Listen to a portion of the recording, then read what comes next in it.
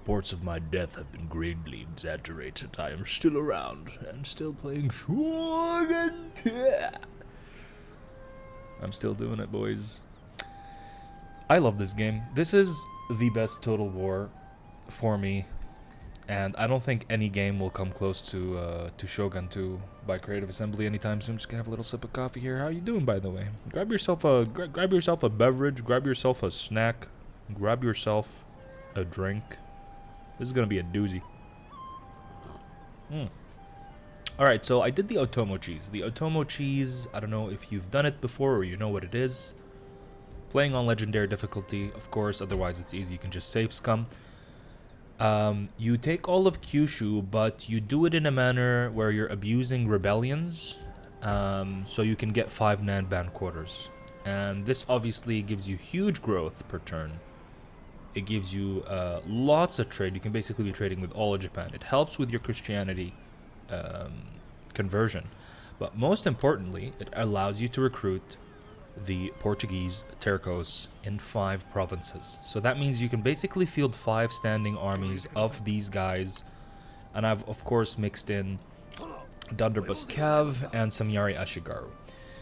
But this is not, you can look up guides on YouTube on how to do this. I'm sure many of you have already figured it out playing this game.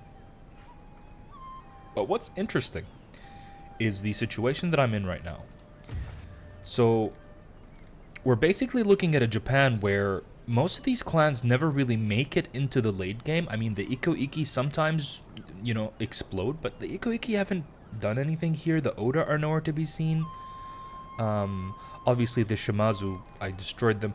The Chosokabe are gone, and the person that destroyed the Chosokabe and became like the strongest clan in Japan is the Hatakeyama. And in all my time playing Shogun 2, I've never seen this, so this alone is rather interesting. Usually the Hatakeyama have, sporadic settlements here and there, and they end up, the player usually ends up taking them out, right? But in this playthrough, in this campaign, the Hatakeyama have formed some kind of, I don't know, like a coalition or a confederation with the Tsutsui, the Honma, the Urakami, and the Yamana. The Honma actually had territory up here in the Date. You see that sometimes, they land troops. Now they have been down back to their province of Sado. The Hatakeyama are controlling, most of the majority of the middle section of Japan, and they've got this alliance with the Urakami and the Yamana, and it's a 4-clan alliance, stretching all the way from the eastern side of Kyushu all the way into Kanto. So it's fighting this and triggering realm divide while that happens is going to be a challenge. On the other eastern side, or northern side, I guess, depending on how you look at the map, the Date are ally-less. They have no friends, and they are fighting with this confederation as well as the Iko-Iki. So my initial idea to continue this campaign to make it interesting was to ally myself with the Date, and do a little pincer maneuver. The Date attack, I come in from the west. However, I am filthy fucking rich.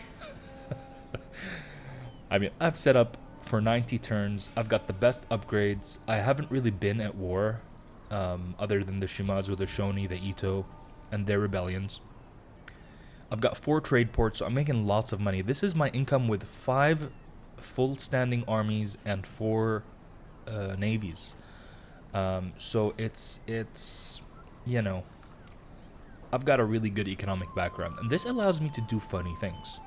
So again, initially I wanted to do the plan, ally with the Date and just send maybe 3 armies here, keep 2 armies back at Kyushu, and brace myself for a realm divide. However, I noticed that my relationship with the Urakami was only -11. And here is how I'm going to continue this campaign. And then give your fair I am going to response. try and negotiate Now with them speak to your break heart. their alliance with the Hatakeyama. This means that when I do declare war on the Urakami, the Hatakeyama will not be able to come into the fold. Now, there's a high chance that the Hatakeyama will declare war on me anyway. But what this will give me is a big chance to take as many territories of the Urakami away and destroy their standing army so I can focus solely on the Hatakeyama, which is the biggest clan in the game. And because I'm filthy rich, I can make ludicrous offers. And before I did this video, I'm gonna come clean. I did try to see the exact amount that they would take, and surprisingly, it is only a meager 4,500 koku, which is half what they paid me for the trade agreements that I have with them. Satisfactory. Acceptable offer. And now I have broken up the Hatakeyama confederation. And my campaign is looking super interesting. And I've already got a landing force here.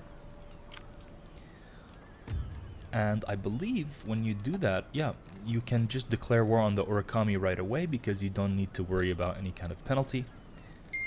So that's that. It's nice to speak to you guys again. Let me know if you want to see more Shogun content. I've been playing a bunch of Shogun recently.